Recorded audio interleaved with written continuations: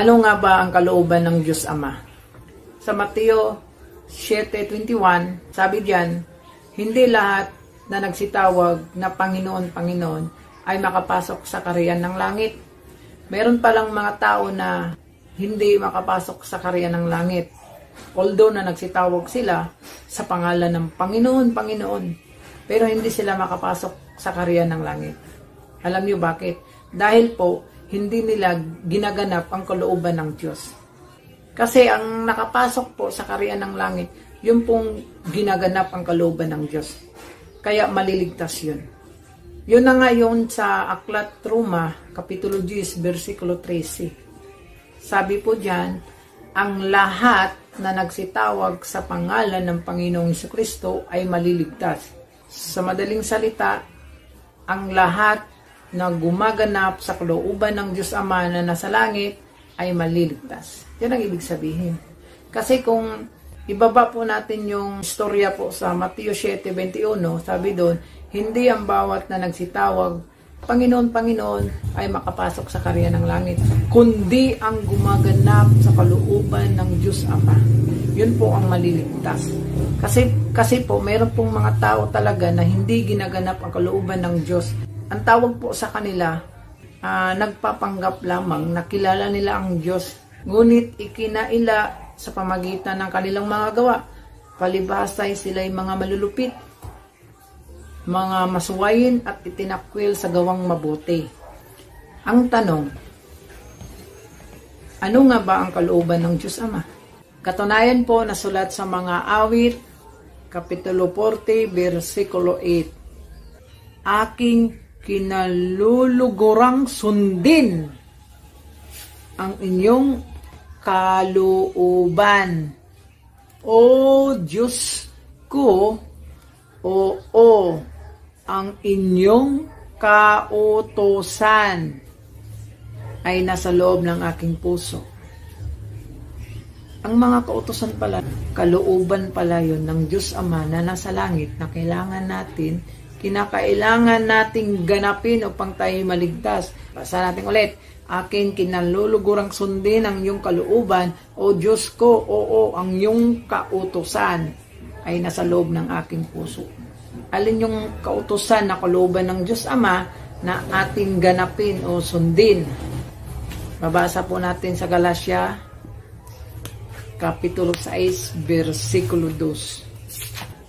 Mangagdalhan kayo ng mga pasanin ng isa't isa, tuparin ninyong gayon ang kautusan ni Kristo. Napakaliwanag po na ang kalooban ng Diyos Ama na kailangan nating ganapin ay yung pong mga kautusan ni Kristo na ating sundin at tuparin at pasanin at dalhin.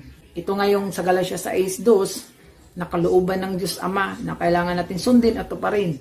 Basahin natin na mangagdalhan kayo ng mga pasanin ng isa't isa at tuparin ninyong gayon ang kautusan ni Kristo. Yan po. So, alin nga ba yung mga nilalaman ng kautusan ng ating Panginoong Jesucristo? Mababasa po natin sa unang Tesalonica, Kapitulo 4, versikulo 3. Sapagkat ito ang kalooban ng Diyos. Sapagkat ito ang kalooban ng Diyos sa makatuwid bagay ang inyong pagpapakabanal. Alin ang kalooban ng Diyos? Ang inyong pagpapakabanal. Ngayon, saan po natin makuha ang pagpapakabanal? Ang kautusan ay banal.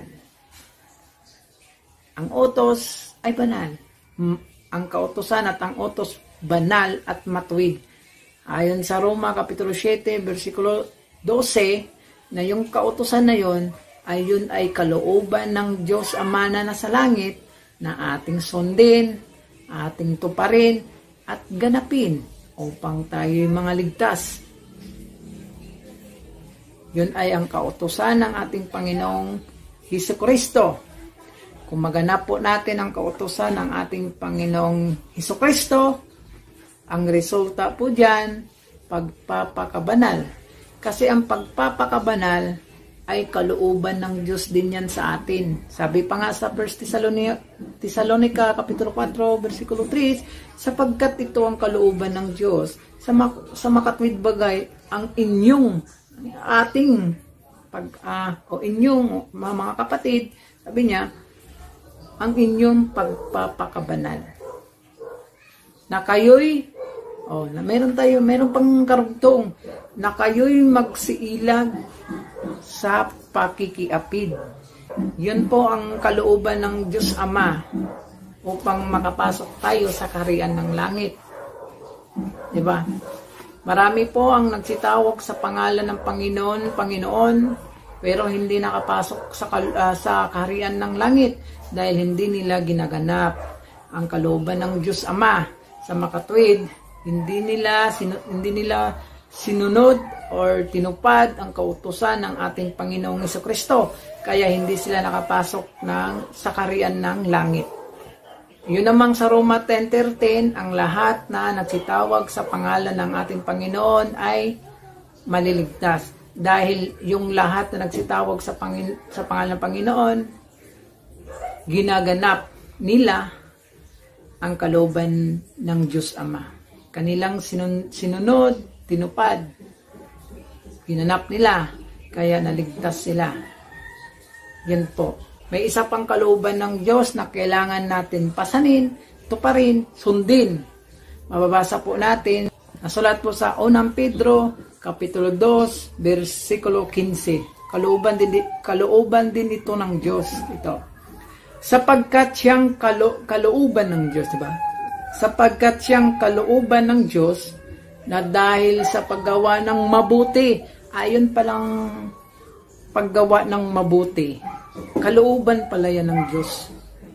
Ibig sabihin pala, yun palang paggawa ng mabuti, kautusan din pala yun ni Kristo. Kasi ang kalooban ng Diyos, yun yung mga kautusan na sundin at ganapin, tuparin, pasanin. No?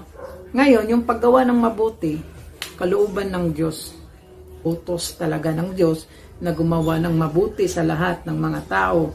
Balikan natin pagbasa. Sapagkat siyang kalooban ng Diyos na dahil sa paggawa ng mabuti ay inyong mapatahimik ang kamangmangan ng mga taong mapagmataas palalo. Kaya, sa Biblia lang po tayo mag-base, hindi tayo magpalalo, ha. So, dito po tayo magtatapos. Ang kalooban po ng Diyos ay ang mga kautusan ni Kristo.